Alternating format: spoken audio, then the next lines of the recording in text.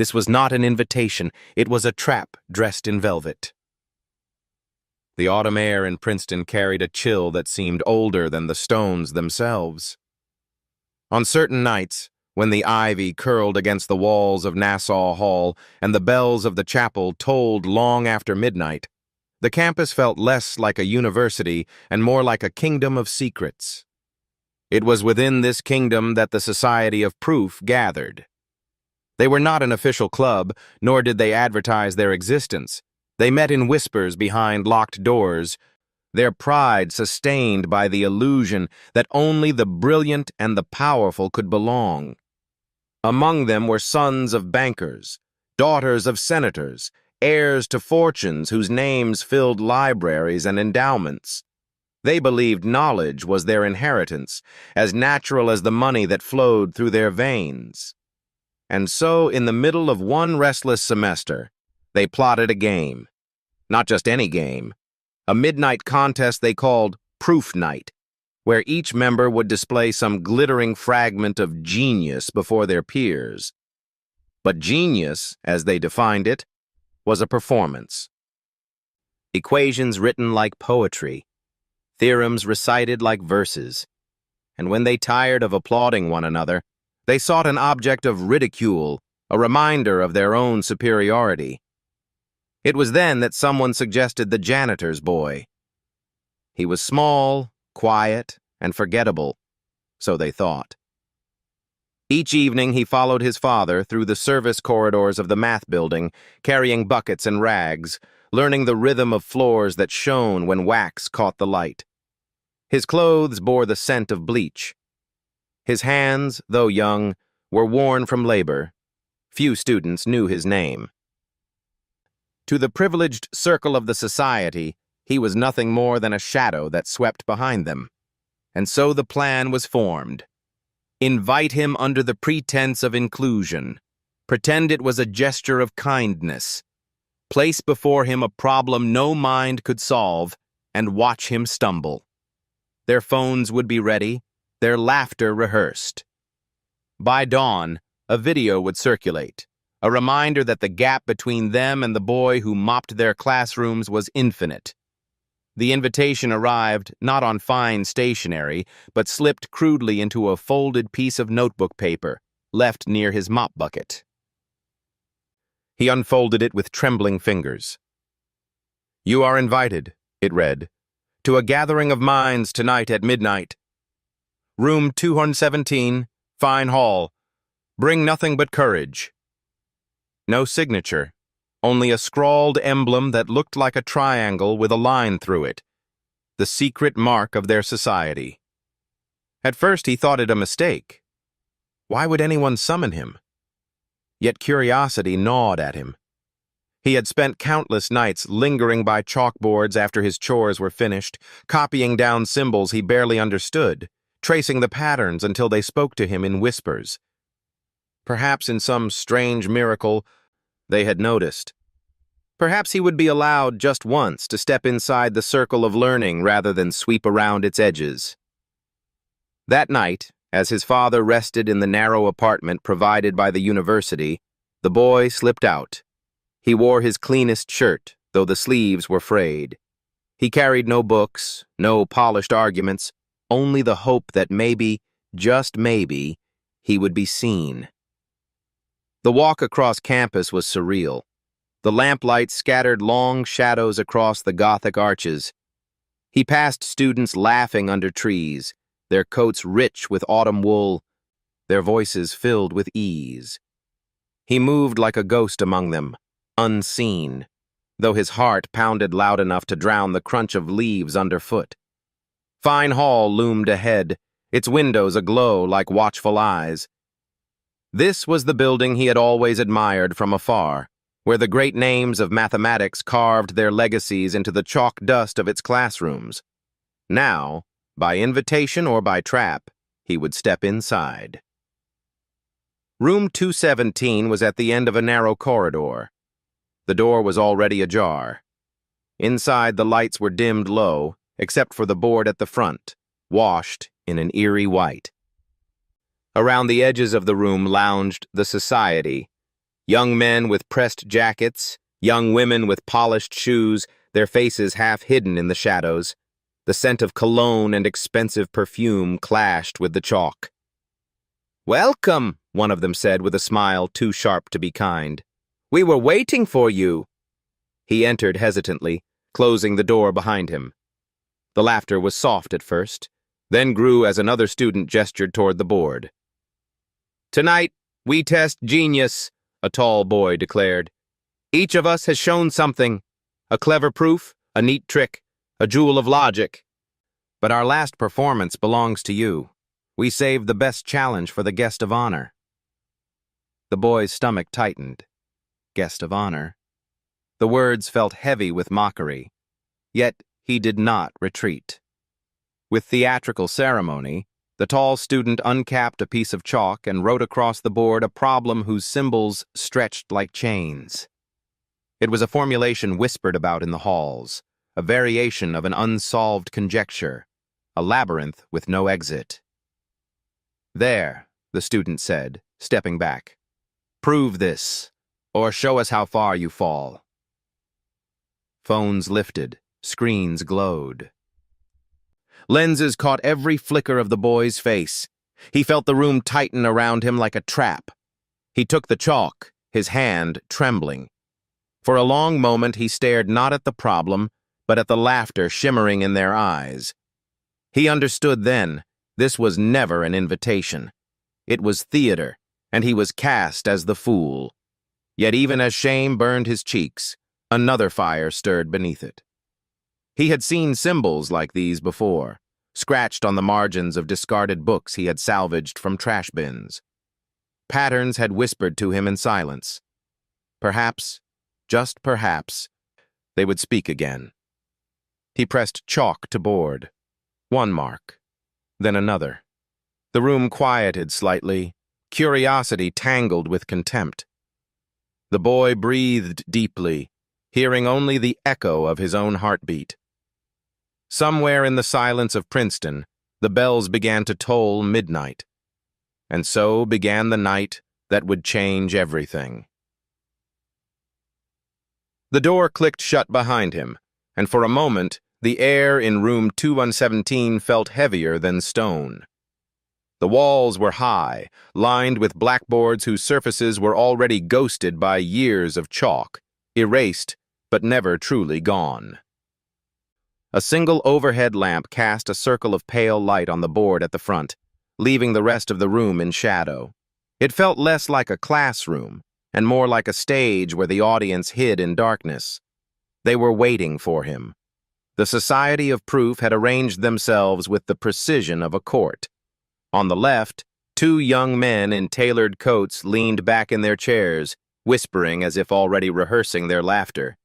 On the right, a girl in pearls and a satin blouse held her phone upright, camera trained on him without shame. Others lounged in the back row, their faces half lit, their smirks barely contained. The boy clutched the chalk they had handed him.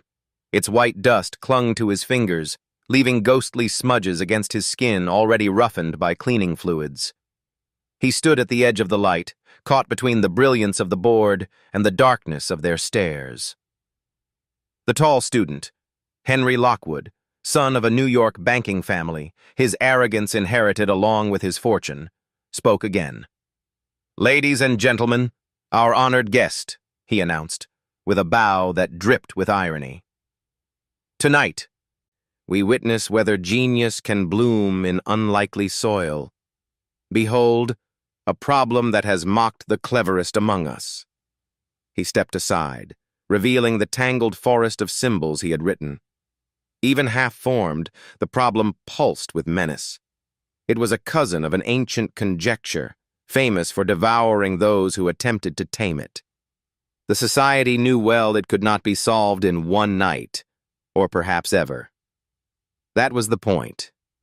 The boy read the symbols slowly, his lips parting.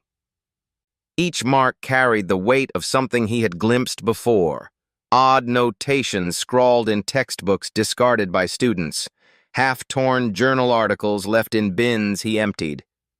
He had copied fragments into a secret notebook, working them over in silence while others slept.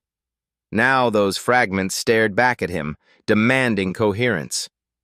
He felt their laughter pressing at his back. The sound was soft, like leaves rustling in an unseen wind, yet it cut deeper than any blade. "Well," one voice called, "show us the proof, prodigy!" His grip tightened on the chalk. He wanted to run, to vanish into the janitor's closet where he belonged. But another part of him, small, stubborn, and quiet, refused. He had come this far. He would not leave without writing something. So he lifted his hand and drew the first line. It was clumsy. His letters leaned too far to the left, betraying nerves. Yet the moment chalk touched slate, silence rippled through the room. The laughter faded into watchfulness. They expected him to collapse quickly, to flail in nonsense. But his symbols, though halting, carried a rhythm, one they did not expect. Minutes passed. He wrote cautiously, pausing often, chewing the inside of his lip. Behind him, whispers rose. "He's just stalling. Doesn't even know the basics. Wait, what is he writing?" The boy did not answer them. He could not. His focus tunneled into the board. He remembered nights crouched beside his father's supply cart, sketching equations in the dust on the floor when no paper could be spared. He remembered copying pages under the dim light of a failing bulb in their narrow apartment, tracing patterns until they seemed to hum. Now those patterns surfaced again, but still the trap held. Half an hour passed, and though he had filled a section of the board, he knew he was circling the labyrinth. The conjecture's heart remained untouched, locked behind doors he had no key to open. The students sensed it too. Their mockery resumed. Phones caught the chalkboard as if recording a spectacle of failure. "See? He's lost. Give him more time. This is comedy." One girl's laughter rang sharper than the rest, echoing across the high walls. It startled him, breaking the fragile rhythm he had built. His chalk line snapped mid-curve, leaving a jagged mark that looked like defeat. He lowered his hand, trembling. Henry Lockwood rose again, arms spread like a conductor. "There we have it," he declared. "The curtain falls. Our guest gave us a performance, but the stage belongs to those who understand it. Thank you for your service, boy. You may return to your mop." Laughter thundered. Phones clicked. Some clapped mockingly, their applause as cruel as whips. The boy's face burned. He dropped the chalk, its clatter loud in the silence that followed. He turned toward the door, desperate to escape the shadows swallowing him. Yet something stopped him. In the back row, nearly hidden, sat a girl he had not noticed before. Unlike the others, she was not laughing. Her phone hung loosely in her hand, the camera still recording. Her eyes, wide and uncertain, were fixed not on him, but on the unfinished symbols at the board. There was no mockery in her gaze. Only wonder. The boy blinked, unsettled. Perhaps he imagined it. Perhaps fatigue played tricks on him. But for a moment, he felt less alone. He left the room in silence, the door closing behind him. The laughter resumed instantly, swelling as if the shadows themselves fed on it. But the board remained. And on it, amid half-broken lines, lay a strange beginning, an approach none of them had ever considered. The Society of Proof believed the night ended in triumph. They did not know that what they had captured on their phones, the shaky hands, the incomplete work, the fragments of logic, would later burn their illusions to ash. For outside, the bells of Princeton tolled 1 o'clock, and the boy, walking beneath them with shame pressed to his chest, did not yet realize that his true battle had only begun. The night should have ended when he closed the heavy wooden door of room 217, but the cruelty of the Society of Proof did not sleep.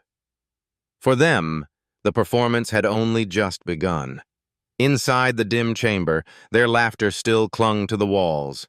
Henry Lockwood leaned against the desk, his smile wide and satisfied. "Did you see his face?" he gloated. "He believed we truly invited him. He thought this was his moment." Phones were unlocked. Clips were replayed. Again and again they watched the trembling boy take the chalk, his letters crooked, his hand unsteady. They paused at the moment his chalk broke, zoomed in on the sharp crack that split the silence, then burst into applause as if it were the punchline to a perfect joke. "He is 14, one girl whispered between giggles. 14, and he dares to stand at Princeton's board." The irony pleased them. They edited quickly, fingers swift over glowing screens. The first version of the video trimmed away the parts that hinted at rhythm, at strange coherence. They left only the stumbles, the broken lines, the faltering pauses. They set it to a mocking soundtrack, cheap circus music borrowed from an online library. Laughter filled the background, not unlike their own. By 2 in the morning, the video had been sent to private group chats, then forwarded again. By dawn, it would bleed into feeds far beyond campus. Meanwhile, the boy walked alone across the damp grass of the courtyard. The air had cooled, carrying the scent of autumn leaves. His steps were heavy, but not from exhaustion. Shame wrapped him like a second skin. He remembered the faces, their smirks, their poised cameras. The way Lockwood had said, "guest of honor," as if spitting poison through silk. He remembered the laughter that rose when his chalk snapped. Those echoes followed him through the night, louder than the tolling bells. At 14, humiliation burns deeper than failure. It is not the problem unsolved that haunted him, but the certainty that they would make his struggle into spectacle. He knew, in his bones, that his attempt would not die quietly in the dark. He returned to the narrow apartment where his father slept in the next room, unaware of the boy's secret midnight errand. He lay on the thin mattress, staring at the ceiling. His hands smelled of chalk and sweat, and still, in his mind, the symbols moved, not in mockery, not in failure, but in whispers, as if urging him not to stop. Yet outside, the storm gathered. By morning, students across Princeton were watching the clip. Some laughed openly in dining halls, holding their phones aloft. Others shared it with the casual cruelty of youth, captioning it with words like "janitor's prodigy" or "proof of nothing." In lecture rooms, professors frowned when they heard the echo of ridicule but said nothing. They had seen such pranks before. To them, it was a childish diversion, a cruel joke that would fade. None guessed it might be the seed of something greater, but not everyone laughed. Among the few who had stayed late in room 217, one girl had not joined in the editing frenzy. Her name was Eleanor Pierce, daughter of a senator, member of the society by blood rather than merit. She had sat in the back, recording her own footage quietly. In her clip, the boy's work was unbroken by edits. The chalk marks, though hesitant, flowed in a pattern she could not name but could not ignore. When she replayed it in her dorm that morning, something stirred in her chest. It was not pity, it was wonder. The boy had touched something real, something raw. Where others saw nonsense, she saw the faint outline of a door opening. Still, she said nothing. Not yet. For the boy, the day was unbearable. His duties continued as always, sweeping the corridors, emptying trash, polishing floors until they gleamed. But now, whispers followed him. Some students smirked when he passed. Others pointed. One boy, bold and cruel, hummed the circus tune as the janitor's son walked by with a mop. At 14, such weight is almost too much to bear. He lowered his gaze, pressed forward, and said nothing. But inside, his humiliation and his stubbornness braided together into something sharper. That evening, when his father left for work, The boy returned to Fine Hall. Not to room 217, he could not face it, but to a smaller classroom long forgotten, its door unlocked, its board blank. The building was empty, save for the distant hum of heating pipes. The silence was his alone. He picked up the chalk again. At 3 in the morning, while the Society of Proof slept soundly in their beds, he traced the problem once more. He did not chase the solution as they expected, with rigid steps and polished formality. Instead, he let the whispers guide him. He drew curves where they had drawn lines, followed patterns where they had seen walls. His work was messy, scattered across the board in arcs and spirals, but something new was emerging. An opening, faint but real. He did not know it yet, but this was the beginning of the path that would turn their mockery into evidence of his genius. And outside, the autumn wind rattled the ivy against the stone walls, as if the university itself was holding its breath. The clock in Fine Hall ticked like a heartbeat, slow and relentless. The building was deserted, its long corridors echoing only with the hum of fluorescent lights and the occasional creak of settling wood. Outside, Princeton's campus slept beneath a blanket of autumn fog. But here, in a forgotten classroom at the end of a silent hallway, a boy stood facing the blackboard. He was 14, shoulders narrow, clothes patched at the elbows. His hands smelled faintly of detergent and chalk, the scent of his double life. Janitor's son by duty, dreamer by defiance. Hours earlier, his humiliation had been sealed in the laughter of the Society of Proof. Their phones had captured his trembling, their edits had sharpened his stumbles into comedy. By morning, he had been reduced to a punchline. But now, at 3 o'clock in the morning, there was no audience, no mockery. Only the problem. On the board, he had rewritten it from memory. The labyrinth of symbols Lockwood had scrawled before him. It stared back at him like a locked door, daring him once more. He knew its reputation. Every student in Fine Hall whispered about it, a cousin to the great unsolved conjectures that haunted mathematicians for generations. Even professors approached it with caution. To attempt it was to invite failure. That was precisely why they had chosen it. They had not wanted him to solve it. They had wanted him to drown in it. The boy pressed the chalk to the slate. His first line trembled, but his resolve did not. He had nothing left to lose. If the world already laughed at him, then why should he fear its judgment? At first, he retraced the steps he had seen in books, the formal strategies, the polished routes others had attempted. Each time, the path ended in collapse. His chalk strokes tangled into dead ends, the weight of impossibility pressing harder on his chest. He erased, began again, failed, erased once more. The board filled and emptied in cycles, each failure another stone laid on his back. By 2:30, his fingers ached, raw from gripping the chalk. His eyes stung. Doubt whispered at the edges of his mind. Perhaps they were right. Perhaps I am nothing more than a boy pretending to belong. But then, something shifted. He remembered the way he had studied scraps of paper found in trash bins, diagrams scribbled in margins, notations that seemed like riddles. He had never learned mathematics in the polished, structured way the privileged did. He had learned it like a scavenger, piecing together fragments, listening for rhythms rather than memorizing rules. And suddenly, those rhythms returned. He stopped forcing the problem into rigid steps and let his hand move as it wanted. He drew not lines, but curves, spirals that seemed absurd at first, then revealed echoes of patterns he had seen in prime sequences, in modular diagrams, even in the rhythm of church bells he once counted as a child. His work became less a proof and more a map, messy, sprawling, but alive. The symbols curved like vines, wrapping around obstacles the formal path could not cross. Where logic demanded a wall, intuition sketched a door. Time dissolved. His exhaustion fell away, replaced by a strange clarity.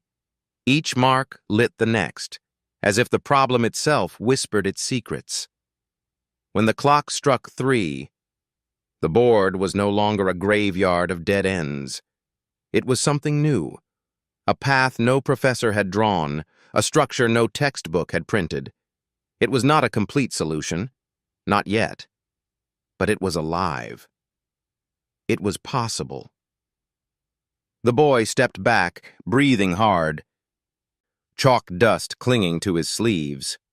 He stared at the board, at the strange constellation of symbols and spirals, and felt a trembling in his chest. This was not failure. This was discovery. He sank into a chair, heart still pounding. For the first time, he felt the difference between solving a problem and opening a path. Solving was finality, an answer carved in stone. But opening a path was something greater.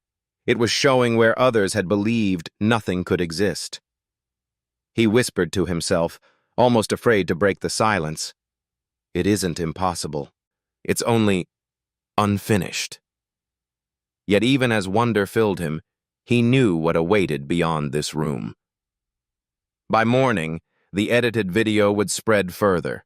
His classmates would mock him openly. Professors would dismiss him. No one would believe that, in the quiet hours when shadows ruled Fine Hall, a janitor's boy had glimpsed something new. But one thing they could not erase: the board itself.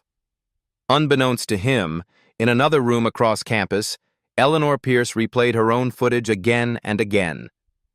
Unlike the others, she had not cut away his scribbles. Her video captured the unbroken arc of his thought, the spirals, the pauses, the strange coherence emerging where no one expected it. At 3 in the morning, the Society of Proof believed they had crushed him.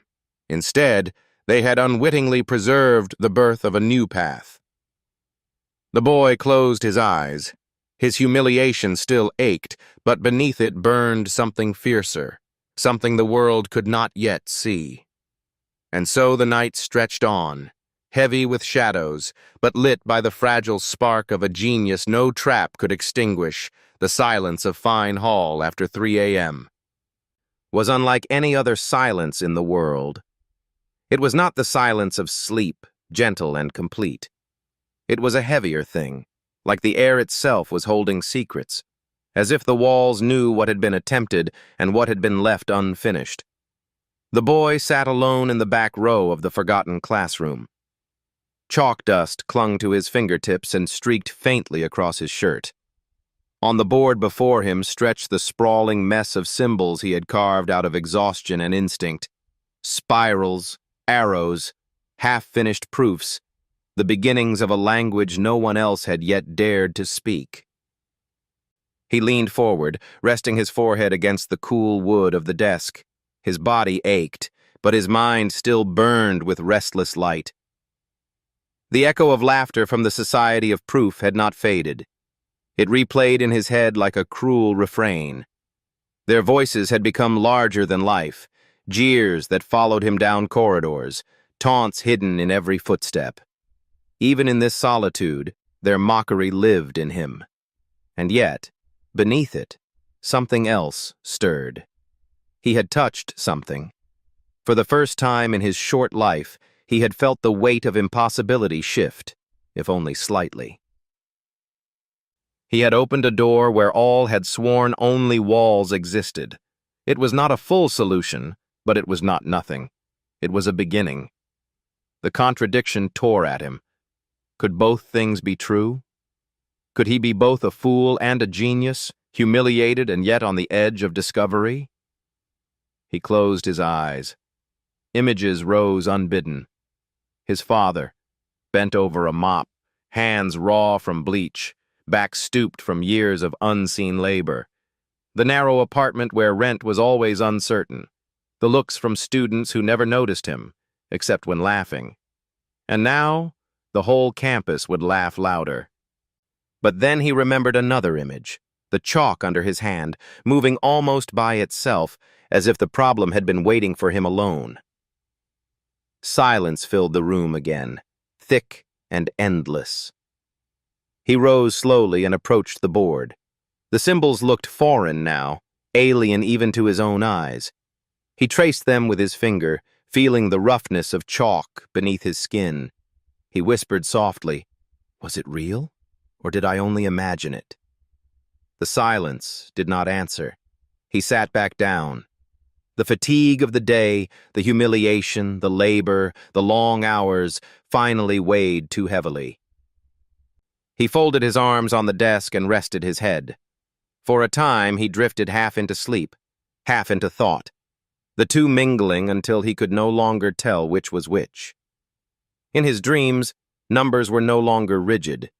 They moved like living things, bending and twisting, opening paths that curved instead of breaking. He saw spirals forming galaxies, primes arranging themselves like constellations. He reached out, and for a moment, it felt like the universe reached back. When he awoke, the clock read 4:30. The board still glowed faintly in the dim light, as if holding on to the last fragments of his dream.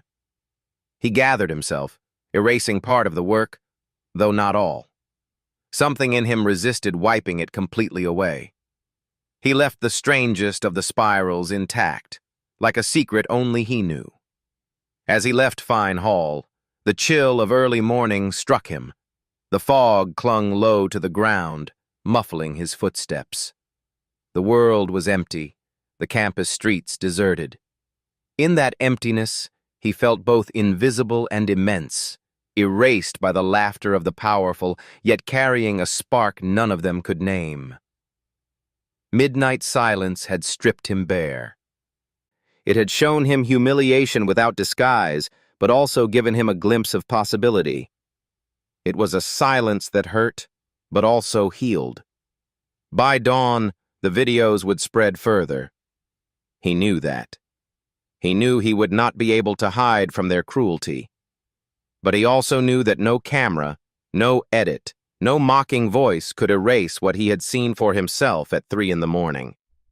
He was not a joke. He was not only the janitor's boy.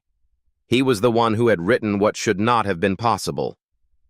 And that knowledge, fragile though it was, became a shield he would carry into the storm. He walked home beneath the tolling of early bells, the silence still heavy around him, but no longer crushing. For somewhere inside that silence, a new sound had begun, the faint, unshakable rhythm of truth waiting to be heard. At 3 o'clock in the morning, the world outside Princeton was asleep, but inside Fine Hall, a war was unfolding silently upon the blackboard. The boy, 14 years old and nameless to almost everyone except the janitors, stood before it with chalk in hand. The classroom around him was dim, lit only by the yellow glow of a single desk lamp he had dragged close to the board. The rest of the room lay in shadows, rows of wooden chairs like silent witnesses. The air was cold enough to sting, but his palms sweated as though he were fevered. Hours earlier, he had been reduced to a fool by the Society of Proof.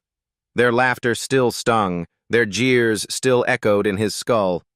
Yet here, alone in the silence, the wound of humiliation had turned into something sharper, fiercer. If they wanted proof of his failure, then let them come. Tonight, he would write a language they could not understand, one they could not erase. He began slowly, breathing with each stroke of chalk. At first, he retraced the familiar ground, definitions, boundaries, the skeleton of the impossible problem Lockwood had dared him to solve. But soon, instinct overpowered form. His hand moved differently, not following the rigid steps he had memorized from scavenged textbooks, but bending into patterns he felt rather than reasoned. It looked strange even to him. Where others would have drawn neat linear progressions, he carved spirals that curved outward, looping back toward themselves. Where formal proofs demanded symmetry, he allowed asymmetry to bloom. He connected terms that should have remained apart, then cut through their middle with a line no professor would ever write. The board began to fill with these living forms. At first, he feared he was only scribbling nonsense. His stomach clenched at the thought of tomorrow's laughter if anyone saw. But as he stepped back, sweat dripping from his temple, he realized something astonishing. The lines spoke to each other. Each spiral hinted at the next. Each asymmetry closed into balance with a mark elsewhere. What should have been chaos began to hum with order. His breath caught. It was like listening to music emerge from noise, random notes coalescing into melody. The impossible problem on the board was not solved. Not yet. But for the first time, the boy could see a way through. A path, faint as a thread of spider silk, winding into the labyrinth. At that moment, exhaustion vanished. His body felt alight, every nerve straining toward the chalk. He forgot the hour, the darkness, the laughter that waited beyond these walls. He belonged to nothing but the board. He moved faster now. Chalk screeched against slate, symbols flowering into constellations. He crossed out, rewrote, shifted lines until the board seemed less a battlefield and more a map. His hands shook not from fear, but from urgency, as though if he paused even a moment, the path would vanish back into the void. 3 a.m. was the hour of despair for most souls, but for him, it was revelation. The boy saw that the problem did not need to be forced into a rigid solution. It needed to be listened to. Like a song, it had a rhythm. Like a river, it had bends and currents. Others had tried to dam it with walls of logic. He, with no training to bind him, let it flow. And where it flowed, new patterns emerged.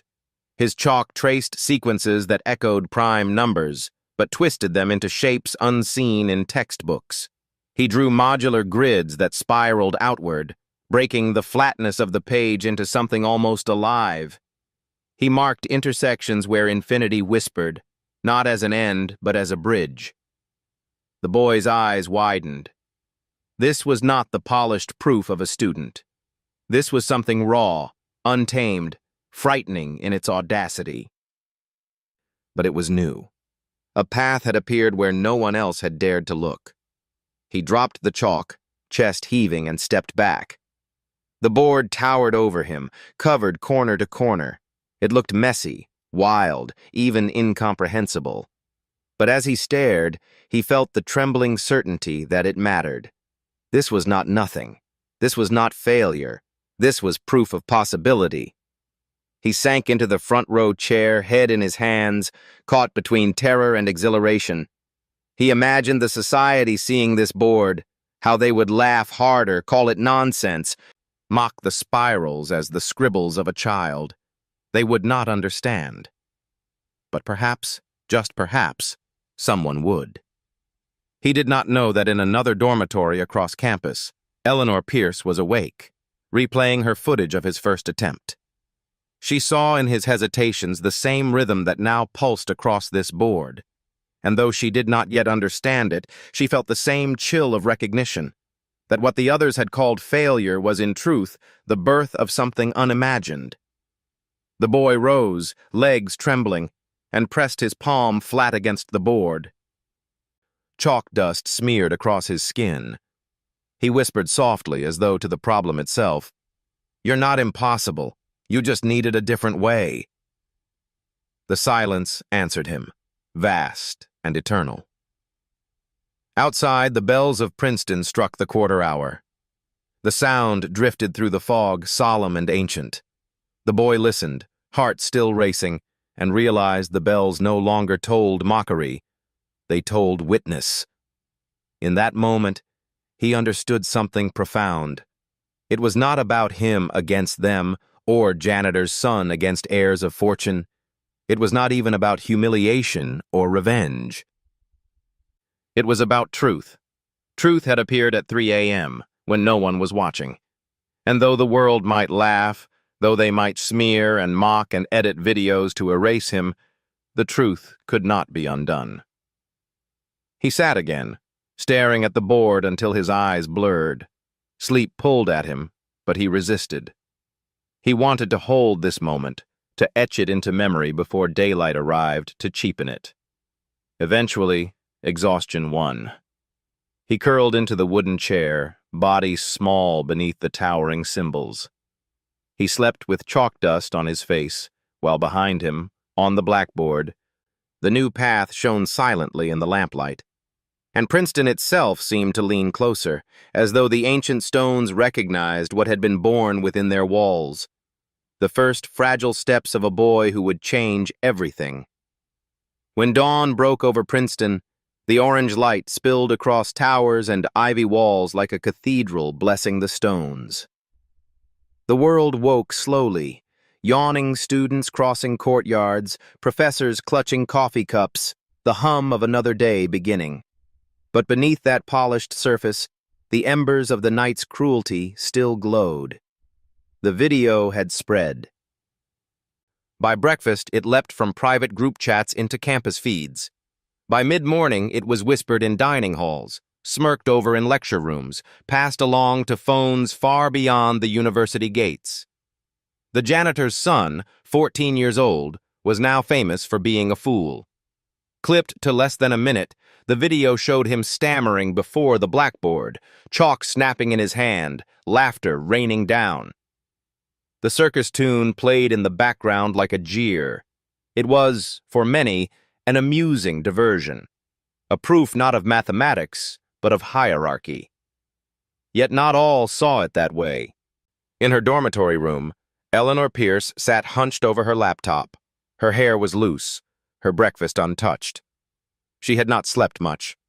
Instead, she replayed her own footage, the one she had filmed in silence from the back row of room 217. Unlike the others, she had not edited the boys' work into comedy. Her video ran long, unbroken, capturing the hesitant strokes, the spirals forming, the pauses heavy with thought. At first glance it looked chaotic, but the more she watched, the more something unsettled her. There was rhythm. She had grown up among privilege, her father a senator, her life paved with expectations and appearances. She was not a mathematician, but she had been raised in rooms where brilliance was currency. She had heard enough lectures, sat in enough classes to know when she was watching nonsense, and when she was watching a mind struggle with something real. And what she had seen in that boy's trembling hand was not nonsense. It was new. The thought made her uneasy. Because if it was true, then everything about last night, the mockery, the laughter, the cruelty, was not merely shameful, but catastrophic. They had humiliated not a fool, but perhaps a genius. She closed her laptop and pressed her palms together. The image of him lingered, the thin frame, the worn clothes, the way he stood against a room of predators without flinching. She remembered the moment their eyes had met, fleeting but sharp, when he seemed to notice that she, unlike the others, was not laughing. And she remembered the board. Those spirals haunted her. Eleanor felt torn. To speak up was to risk exile from the society, from the circle that had defined her place on campus. They would call her naive, accuse her of sympathy for the wrong kind of people. But to stay silent was worse. It meant collusion. That night, unable to rest, she slipped back to Fine Hall. The corridors were empty, shadows long beneath the lamps. She walked with quiet steps, heart racing as though she trespassed in a forbidden place. When she reached the classroom at the end of the hall, she paused, hand trembling on the doorknob. Inside, the smell of chalk dust lingered. And there it was, the board. She gasped softly. It was no longer the half-hearted scribbles she had seen the night before. Now the entire slate was covered, sprawling with wild constellations of symbols and curves. They stretched to the edges, interwoven like threads in a tapestry. She approached slowly, as if standing before an altar. Her fingers hovered near the marks without touching them. She did not understand it fully, but she felt its weight. It was not the language of performance, not the neat polish of students showing off. It was raw, unshaped, dangerous, and alive. She turned and saw him. The boy was asleep in the front row, curled into the wooden chair, arms folded on the desk, head buried. Chalk dust streaked his cheek, his breathing slow and heavy. He looked impossibly young, smaller than the board that loomed behind him. For a long time, Eleanor stood there, torn between awe and guilt. She wanted to wake him, to tell him she had seen, that not everyone laughed. But words caught in her throat. Instead, she pulled out her phone and began to record again. This time she captured not his trembling attempt, but the board itself. Every spiral, every arc, every line that hinted at a new path. She held the camera steady, her breath shallow, as though preserving evidence of a crime and a miracle in the same frame. When she finished, she glanced back at him. He stirred slightly, murmuring in sleep, as if still lost in the labyrinth of his own making. She whispered, barely audible, "They don't deserve you." Then she slipped out, leaving the silence intact. That night, Eleanor uploaded her recording to a private folder. She did not release it publicly, not yet. But she knew the moment would come. For now she became the silent witness, the only one who had seen both faces of the boy, the humiliation they wanted the world to believe, and the genius they tried to erase. And though she could not yet imagine how, she sensed that her choice, to stay, to watch, to remember, would change everything. The morning after was merciless. Princeton's campus awoke to more than bells and sunlight. It awoke to a joke that had spread like fire. In dining halls, in lecture corridors, in the hush of libraries, students bent over their glowing screens and laughed. Professors, pretending indifference, could not help but overhear the chorus of mockery ripple through their classrooms. Even the ivy-clad walls seemed to echo with it. The video had escaped the confines of the Society of Proof. It had been forwarded, reshared, recaptioned. Within hours, it appeared not just in Princeton's private networks, but in feeds across other universities. By noon, anonymous accounts had given it a cruel name: The Janitor's Genius. The title was meant as irony, a punchline sharpened by contempt. The clip was short, just 45 seconds. It showed the boy, thin and trembling, standing before the board. It showed his chalk breaking, his eyes darting toward laughter in the shadows. It ended with Lockwood's theatrical bow and the jeering applause. Over it all played the circus tune, grating and bright, as though his struggle were nothing more than an act in a cheap carnival. For many, it was entertainment. For the boy, it was crucifixion. That morning, he carried his bucket and mop through the corridors of Fine Hall as he always did. But now, heads turned. Some students whispered as he passed, others snickered outright. A group at the stairwell pretended to clap when they saw him, imitating Lockwood's mocking gesture. He lowered his eyes and pressed forward. His father, walking a few steps ahead with the supply cart, noticed nothing. Too weary, too focused on the day's endless labor. But the boy felt every glance like a stone hurled at his back. By afternoon, he was no longer invisible. He was notorious. In the faculty lounge, two professors spoke in hushed tones. "Did you see the clip?" one asked, shaking his head. "Cruel business. But he shouldn't have been there in the first place." The other nodded. "Yes. Still, the way he drew those first lines. Odd, wasn't it? Almost like he was trying something unusual."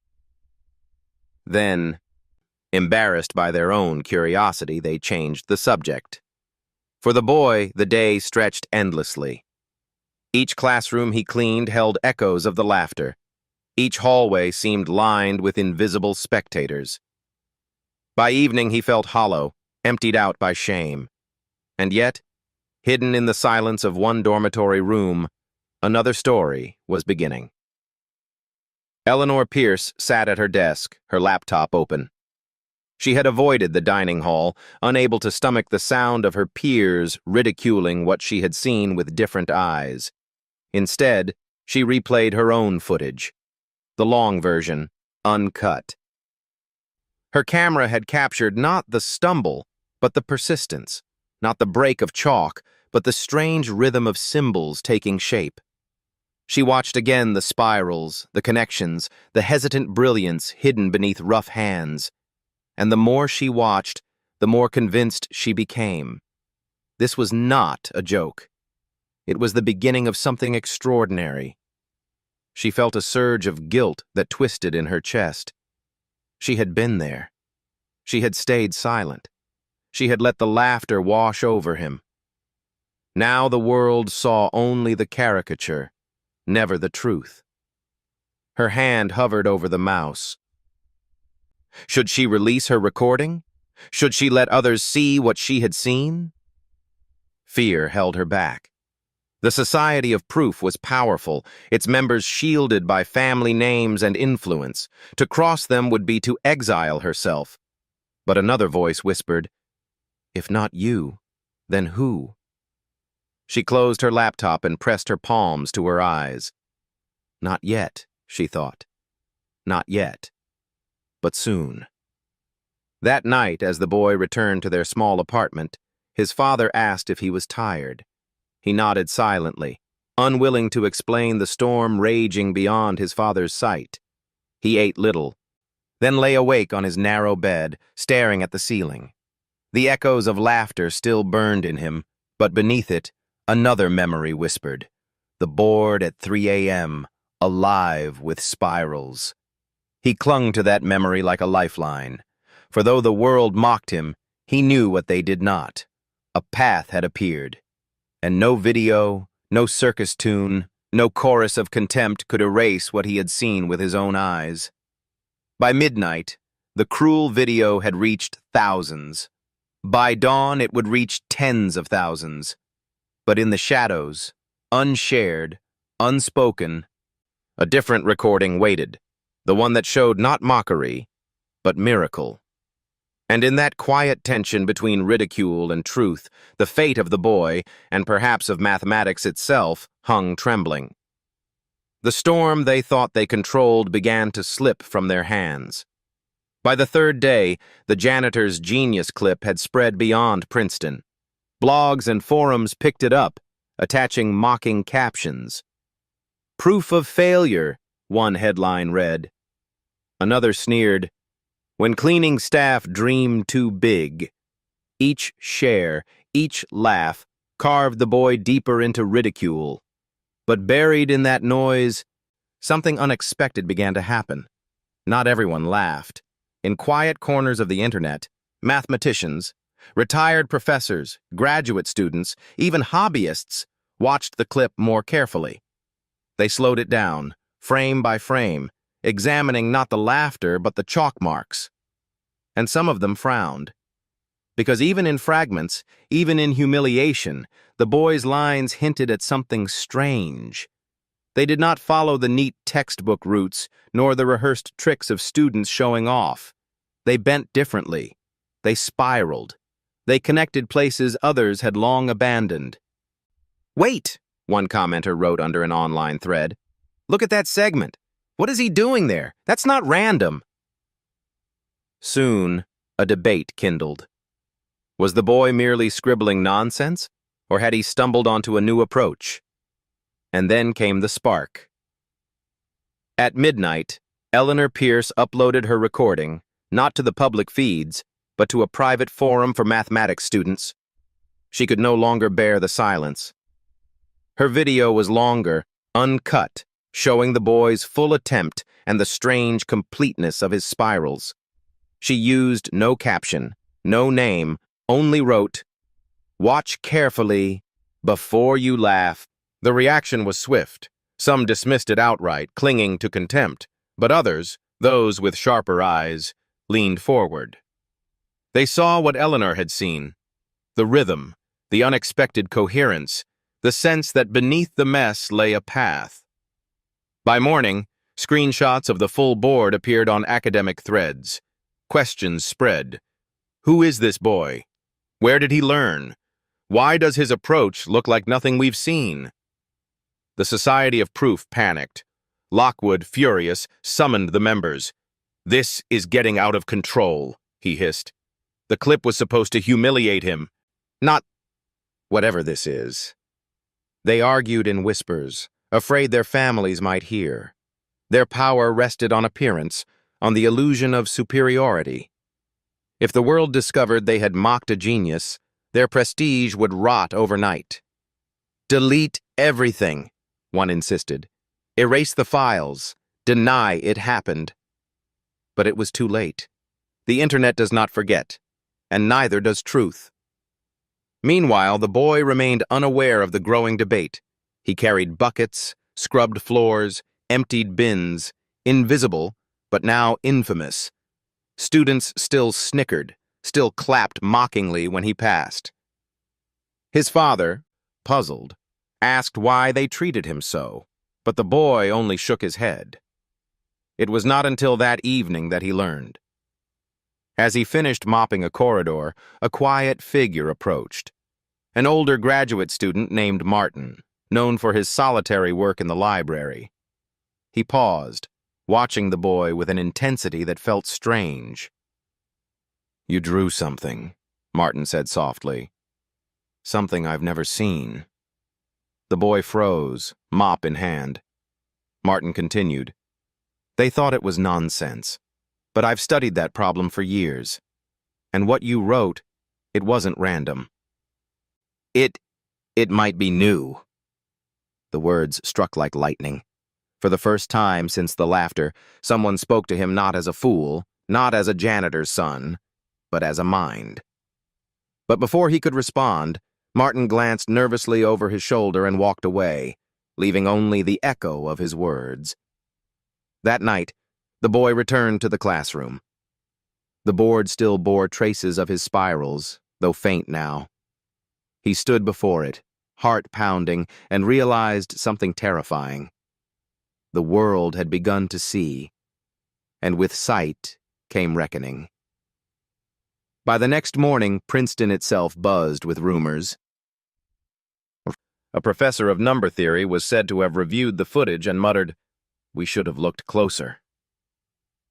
A visiting scholar requested access to the original chalkboard, though it had been erased. The society's mockery began to backfire. Whispers spread that they had not only humiliated a boy, but silenced the birth of an idea. Some students turned their laughter into guilt. Others grew defensive, insisting the boy was nothing. But doubt had entered the air, and doubt is stronger than ridicule. Eleanor watched all this unfold with a quiet dread. She had wanted the truth to breathe, but she had not expected the fire it lit. She saw Lockwood glare at her across the courtyard, suspicion in his eyes. She knew her betrayal would soon be clear, but she also knew this. The boy was no longer alone. The reckoning had begun.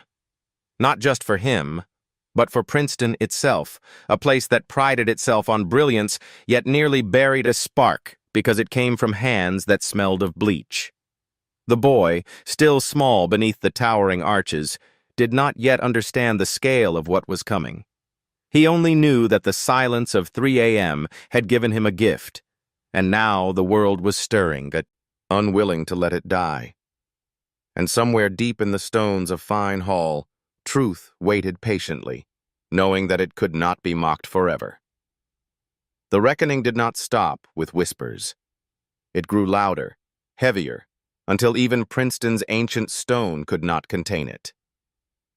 By the end of that week, the video Eleanor had uploaded quietly was no longer private. It had escaped its small circle of mathematicians and spread outward, first through forums, then into academic groups, and finally into the wider world. What people saw was not a boy breaking chalk beneath laughter, but a board covered in spirals and strange connections, messy, raw, but alive. The debate ignited like a storm. On one side, the Society of Proof insisted the boy was nothing more than a janitor's son who had scribbled nonsense. They published statements in student forums, denying that any value existed in his attempt. But their words rang hollow because the evidence was already visible, the footage of his unbroken work. Scholars slowed the video down, frame by frame, and began to map the path, and the more they looked, the more unsettling it became. What he's doing here, this is an unconventional transformation. Look at the modular sequence. It's primitive, but it's there. No one in our department has approached it like this before.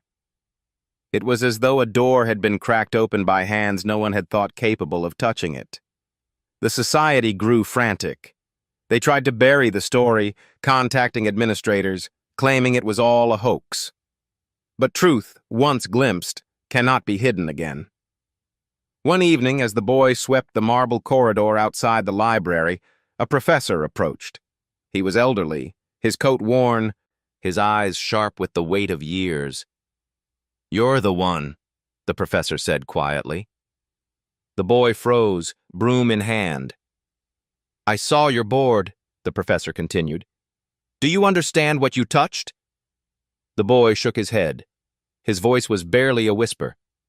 "I don't know, I only followed where it led." The professor studied him, then nodded slowly. That is how discoveries are made. Not by pride, not by performance, but by listening.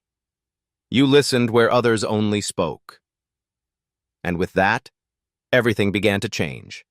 The news spread beyond Princeton.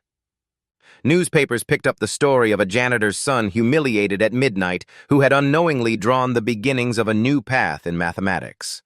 Headlines shifted from ridicule to awe. "The boy who opened a door at 3 a.m., read one. Another asked, "Genius or accident? Princeton's midnight mystery." The Society of Proof found themselves on trial in the court of public opinion. What had been a cruel joke now looked like arrogance of the highest order. Their names, once untouchable, became symbols of privilege gone rotten. Lockwood, who had bowed mockingly on camera, could not walk across campus without hearing whispers of his disgrace. And the boy? He remained quiet. He still followed his father through corridors with mop and bucket. He still wore shirts patched at the elbows. But when he entered Fine Hall now, silence followed him. Not mockery, but reverence. Students who had once laughed now lowered their eyes. Professors paused, uncertain whether to speak. One evening he was invited, not mocked but invited, to stand again at the board. This time the room was not filled with sneers but with scholars.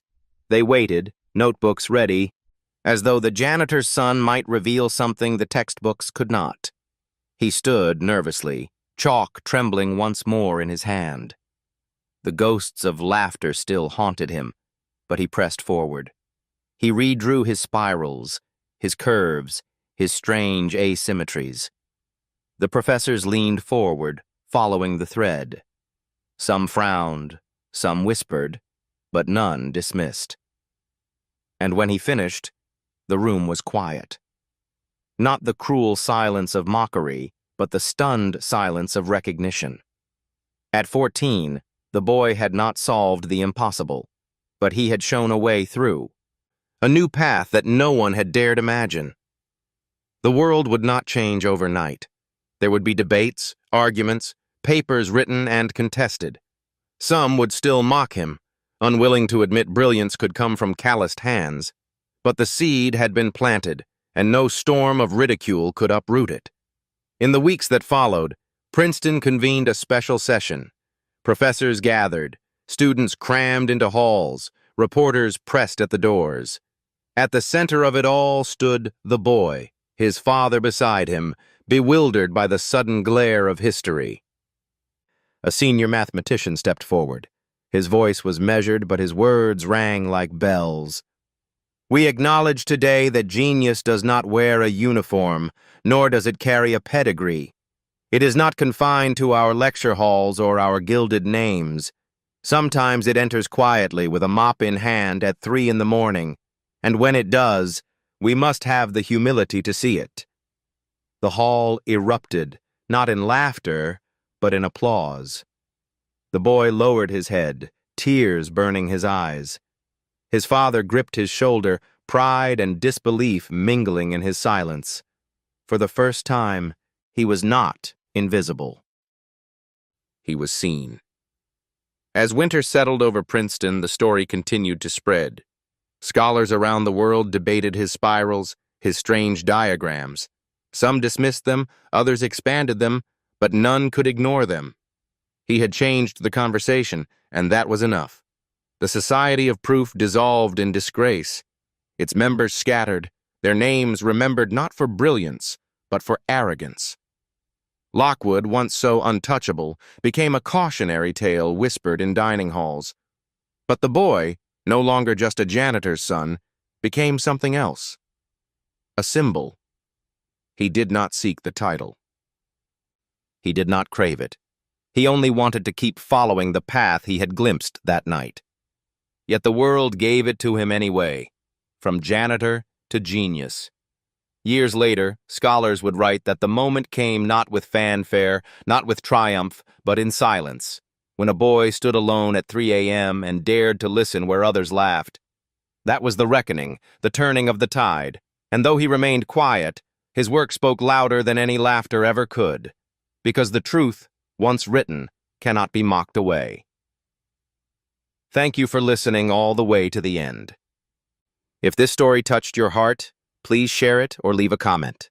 Your support is what keeps us bringing these journeys of resilience, genius, and humanity to life.